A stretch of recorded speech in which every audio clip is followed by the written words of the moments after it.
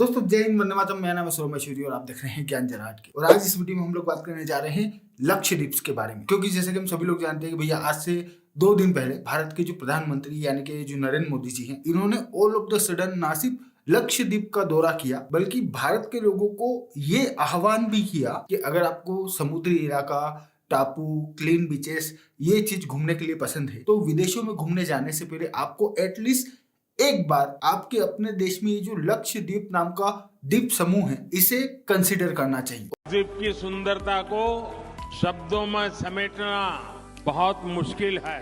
जो लोग दुनिया के अलग अलग देशों के द्वीपों को देखने जाना चाहते हैं, वहां के समंदर से अभिभूत है, उनसे मेरा आग्रह है कि वो पहले लक्षद्वीप आकर जरूर देखें। और जब से ये बात और जब से नरेंद्र मोदी जी के लक्षद्वीप के बीचेस पे घूमते हुए फोटो निकल के मार्केट में आए हैं, तब से एक तो all over the world Lakshadweep internet search के मामले में पिछले 2 दिनों से टॉप पे चल रहा है। एंड सेकेंड, अपने इस दौरे को समराइज करते हुए कही गई बात में, वैसे तो मोदी जी ने मालदीव्स का नाम कहीं जगह तक नहीं लिया, लेकिन पिछले 2 दिनों से सोशल मीडिया के ऊपर एक तो ये मालदीव्स ट्रेंड कर रहा है, एंड सेकंड मालदीव्स के लीडर्स और आम लोग सोशल मीडिया प्लेटफॉर्म्स पे भारत और भारत वालों को गालियां बक रहे हैं। मतलब ऐसे सीधी सीधी गालियां नहीं, लेकिन जिस तरीके की वो बातें बोल रहे हैं एक तरह से गालियां ही है। जैसे कि उन लोगों का कहना है कि भैया इंडिया के टूरिस्ट जो हमारे यहाँ आते हैं वो पर टूरिस्ट $970 ही खर्च करता है, जबकि यूरोप का जो टूरिस्ट है वो $2400 खर्च करता है। हम लोगों को इंडिया के टूरिस्ट वैसे भी नहीं चाहिए, फलाना ढिमकाना, इस टाइप की बातें कर रहे हैं। और आप लोगों को विश्वास नहीं होगा, लेकिन ये जो भूखे नंगे लोगों का देश है, इस देश की भूखी नंगी आबादी भी आटे की लाइन में खड़े होके इंटरनेट से फोटोज कॉपी करके ट्वीट करके ये लिख रहे हैं कि साहब this is my Maldives trip, Maldives is so lovely, I will definitely visit again. वो भीख में मिला हुआ आटा पहले घर रख के आएगा ना, उसके बाद में भी मालदीव का टिकट खरीदने जाएगा। सो इस टाइप की चीजें हो रही। मतलब अगर मैं मोटी मोटी बात करूं तो नरेंद्र मोदी जी का ये जो लक्षद्वीप का दौरा है, इसे भले ही मोदी जी लक्षद्वीप का टूरिज्म प्रमोट करने के तौर पे पेश कर रहे हो, लेकिन ये वो जियोपॉलिटिकल तीर है जो सिर्फ निशाने पे नहीं लगा बल्कि निशाने के आर पार हो गया है। अच्छा, वैसे तो आज का जो टॉपिक है ये एक बहुत अलग तरीके से प्रेजेंट करने के मकसद से मैंने रिपोर्ट बनाई थी, लेकिन अभी ये कैमरे का रिकॉर्ड बटन दबाने और पिछले 2 मिनट में मैंने जो कुछ भी बोला है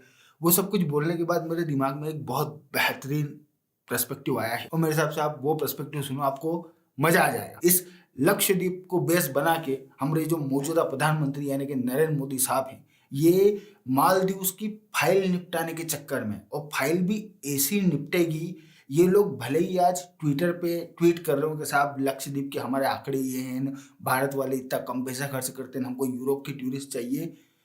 मैं आपको अभी एक्सप्लेन करूंगा। भारत अगर चाहे ना तो विद इन 6 मंथ भी मैं बहुत ज्यादा बोल रहा हूं, ये 30 दिन में सड़क पे आ जाए। और मोदी जी ने ये जो चाल चली है, मतलब ये मालदीव्स वालों को लिटरली समझ में भी नहीं आ रहा है अभी कि ये कितनी बड़ी मुसीबत में फंस चुके हैं, उन्होंने कितनी बड़ी दुश्मनी मोल ले ली है भारत से। अब वैसे तो मेरे हिसाब से आप लोगों को पता होगा, बट फिर भी थोड़ा सा कॉन्टेक्स्ट दे देता हूँ मैं आप लोगों को। भाई जैसा कि हम सभी लोग जानते हैं कि ये जो मालदीव्स है ये भारत का पड़ोसी देश है, और मालदीव्स के साथ में हमेशा ही भारत के अच्छे रिलेशन रहे। लेकिन हाल ही में मालदीव्स के अंदर जो इलेक्शन हुए, इस इलेक्शन में मालदीव्स का जो अपोजिशन था उसने पूरी तरीके से मालदीव्स के अंदर एंटी इंडिया हेट्रेड को पुश करते हुए ना सिर्फ चुनाव लड़ा बल्कि ये लोग चुनाव जीते भी। और चुनाव जीतने के बाद में इन्होंने इंडिया को मालदीव्स के अंदर एक तरह से साइडलाइन करना शुरू कर दिया। अगला एक तो पहले टूर पे तुर्की गया और फिर चाइना पहुंच गया। जबकि अगर हम लोग टूरिज्म के मामले में देखें तो पिछले 2-3 साल से मालदीव्स में जितने भी टूरिस्ट जाते हैं उसमें इंडिया टॉप करता है। और अगर हम लोग इकोनॉमिक एक्टिविटीज की भी बात करें तो तुर्की और चाइना, ये दोनों ही कंट्रीज मालदीव्स की जो टॉप 5 इंपोर्ट एक्सपोर्ट पार्टनर्स हैं उनमें आते ही नहीं है। मतलब तुर्की तो बिल्कुल भी नहीं आता, चाइना फिर भी चलो लास्ट में आता है। इनफैक्ट ट्रेड वाइज भी तुर्की और चाइना से कहीं ज्यादा महत्वपूर्ण भारत और यूएई है। लेकिन इसके बावजूद अगला ना सिर्फ चाइना और तुर्की के दौरे करके आया बल्कि भारत के साथ में मालदीव्स की प्रीवियस गवर्नमेंट के जो कॉन्ट्रैक्ट्स हुए थे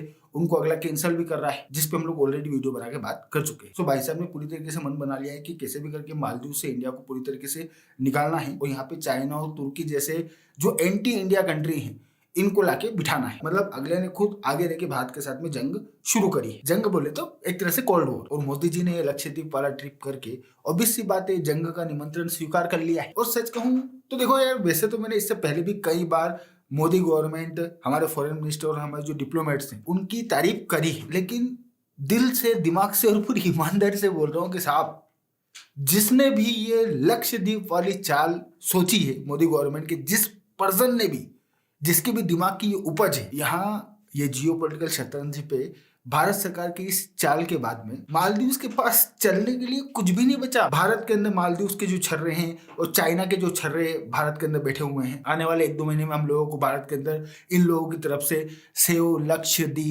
लक्षद्वीप के कल्चर को बचाना है, वहाँ रहने वाली मुस्लिम आबादी को बचाना है, उनके कल्चर को बचाना है, डेवलपमेंट मत करो वहाँ पे, इस टाइप की मुहिम हम लोगों को देखने को मिल सकती है। मैक्स टू मैक्स ये हम लोगों को देखने को मिलेगा, बट इससे ज़्यादा ये झंडू कुछ भी नहीं कर पाएगा। Let me explain. भाई मालदीव्स जो है, मालदीव्स को एकदम बिल्कुल टाटा बिरला टाइप बहुत पैसे वाला देश तो है नहीं, चाइना के डेब्ट ट्रैप में फंसे हुए लोग हैं, और इनको डेब्ट ट्रैप से निकालने का काम और इनकी इकोनॉमिक हेल्प कौन कर रहा है? भारत वाले कर। प्लस अगर इनको चाइना के डेब्ट ट्रैप से पूरी तरीके से बाहर आना है तो उसके लिए इनकी इकोनॉमी का कॉन्स्टेंटली फंक्शन करना और आगे बढ़ना बहुत ज्यादा जरूरी। और मालदीव्स की जो इकोनॉमी है, इसमें ये जो टूरिज्म है डायरेक्टली 20% हिस्सा शेयर करता है। और अगर हम लोग मालदीव्स की इकोनॉमी पे टूरिज्म के इनडायरेक्ट इम्पैक्ट को देखें तो लगभग 80% का इम्पैक्ट है, क्योंकि हर चीज तो टूरिज्म से जुड़ी हुई है इनके देश के अंदर। अब ये जो मोदी जी ने जाके लक्षद्वीप को प्रमोट किया है, ये सीधा सीधा अटैक करेगा मालदीव्स के टूरिज्म को। भाई आज मोदी जी गए हैं, आज हम लोगों को लक्षद्वीप के अंदर ऐसी कोई बहुत बड़े रिसोर्ट और नहीं देखने को मिले, लेकिन जिस तरीके के डीप पॉकेट हमारे यहाँ लोगों के हैं, विद इन 6 मंथ हम लोगों को रिसोर्ट फलाना ढिमकाना दुनिया भर की चीजें देखने को मिल जाएगी। सो मालदीव्स का जो टूरिज्म है, भाई मालदीव्स के अंदर ऐसे कोई घूमने के लिए दूसरी जगह तो है। मालदीव्स टूरिस्ट काय के लिए जाते? ये समुद्र किनारे, समुद्र के बीच में जो रिसोर्ट्स बने हुए हैं, इनमें रहने, ये समुद्र में एंजॉय करने इसीलिए जाते हैं ना। सेम फैसिलिटी अगर लक्षद्वीप में मिलती है, वो मालदीव्स से कम कॉस्ट में मिलती है, क्योंकि मालदीव्स वाकई में बहुत ज्यादा एक्सपेंसिव है, हर चीज के लिए लोग एक्स्ट्रा पैसे चार्ज कर रहे हैं। सो अगर सेम चीज लक्षद्वीप में कम पैसे में मिलती है तो मैं ऑब्वियसली बात ये नहीं कह रहा कि भाई सारे के सारे मालदीव्स के टूरिस्ट लक्षद्वीप आने लग जाएंगे, लेकिन लक्षद्वीप में टूरिस्ट का नंबर धीरे धीरे करके इंक्रीज हो जाए। और लक्षद्वीप में जो टूरिस्ट का नंबर इंक्रीज होगा, ये परसेंटेज कटेगा कहाँ से? मालदीव्स के परसेंटेज से ही कटेगा, क्योंकि लक्षद्वीप भी ये मालदीव्स वाली बेल्ट पे ही है। सो जो आदमी $1000 में मालदीव्स जाने वाला होगा, अगर उसको $400 में लक्षद्वीप में काम हो रहा है तो वो लक्षद्वीप जाएगा ना, मालदीव काय के लिए जाएगा? सो मालदीव्स का ही टूरिस्ट कट के लक्षद्वीप आएगा। सो ये सीधा सीधा इम्पैक्ट डालेगा मालदीव्स की इकोनॉमिक सिचुएशन के ऊपर। और बात सिर्फ इतनी ही नहीं है, अगर हम लोग चाहें तो ये जो लक्षद्वीप है, इसको इस पूरे के पूरे इलाके में मेन स्पॉट बना सकते हैं लोगों के घूमने के लिए, अगर भारत चाहे तो। मैं आप लोगों को बहुत इजी वे में समझाने की कोशिश करता हूँ, मेरे हिसाब से आप लोगों को बात समझ में आ जाए, क्योंकि यहाँ पे मालदीव्स को बर्बाद करने के सारे पत्ते भारत के हाथ में ही है। भले ही मालदीव्स के लोग ट्विटर पे बैठ के कितनी भी बड़ी बड़ी बातें कर लें, लेकिन इनके हाथ में कुछ भी नहीं है। भाई मुझे आप एक बात बताओ, मालदीव्स जो लोग आते हैं ये समुद्र के चक्कर में आ रहे हैं, ये तो ठीक है अपनी जगह, लेकिन मालदीव्स क्यों आते हैं लोग घूमने के लिए? और सिर्फ मालदीव्स ही नहीं, आप दुनिया में कहीं पे भी काय के लिए घूमने के लिए जाते हो? ऑब्वियसली बात है, एंजॉय करना, परिवार के साथ में समय बिताना, अगर अकेले जा रहे हो तो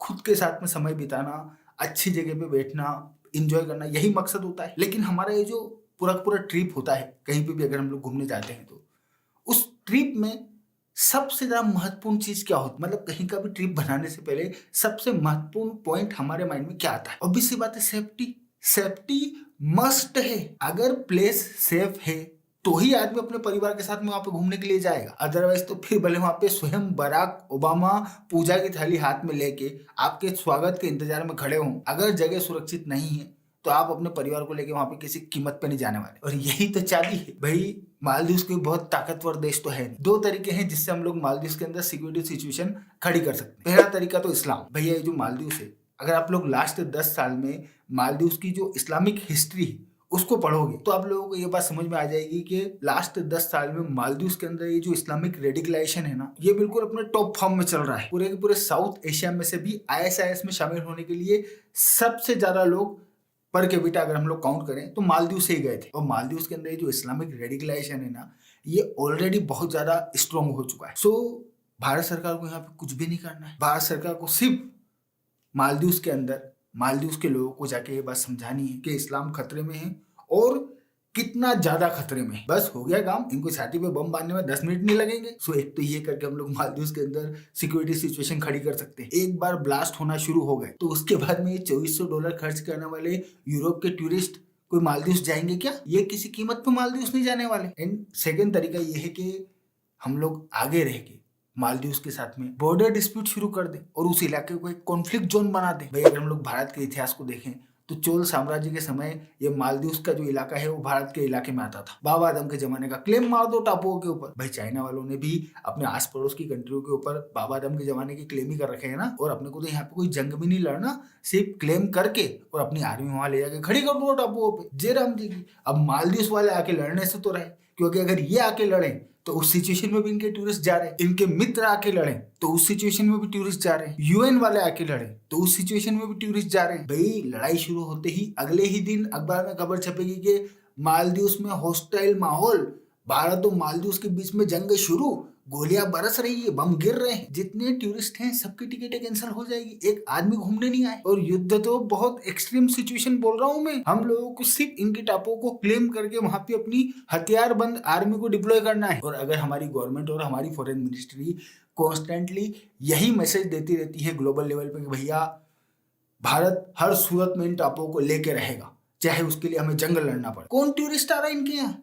भाई किसी भी वक्त जंग शुरू हो सकती है, ऐसे में कौन घूमने आएगा वहां पे? और ये जवाबी कार्रवाई में क्या कर लेंगे? कुछ भी नहीं कर सकते। भाई मेन लैंड इंडिया को तो ये लोग टारगेट नहीं कर सकते। इनके सबसे करीबी है लक्षद्वीप, जहां पे आज की तारीख में इकोनॉमिक एक्टिविटीज और टूरिज्म वैसे भी जीरो है। और इंडिया की इकोनॉमी ऐसे किसी वन सेक्टर पर डिपेंड भी नहीं करती, लेकिन इनकी तो पूरी दुनिया उजड़ जानी है। तो इनका टेटवा भारत के हाथ में है। और मोदी जी ने लक्षद्वीप का दौरा करके अगले को सीधा सीधा मैसेज दे दिया कि बेटा किसी भी दिन टेटवा दबा देंगे, बिल्कुल तेज चलने की जरूरत नहीं है। क्योंकि अगर हम लोग लक्षद्वीप के अंदर ये टूरिज्म वाला पूरा का पूरा इंफ्रास्ट्रक्चर डेवलप करने के बाद में मालदीव के अंदर हॉस्टाइल इन्वायरमेंट क्रिएट कर देते हैं, जो ये तो मैंने 2 एग्जांपल दिए, 50 तरीके क्रिएट करना कोई बहुत बड़ी बात नहीं है। उसके बाद में क्या, फिनिश, खत्म खेल। सो मेरे हिसाब से भाई साहब में थोड़ी बहुत बुद्धि होगी और हम लोगों को शायद ये मोदी जी का जो कदम है इसके बाद में भाई साहब के तेवर नरम पड़ते हुए नजर आएंगे। और 1 महीने या 1.5 महीने में हम लोगों को मे भी पॉसिबल भाई साहब का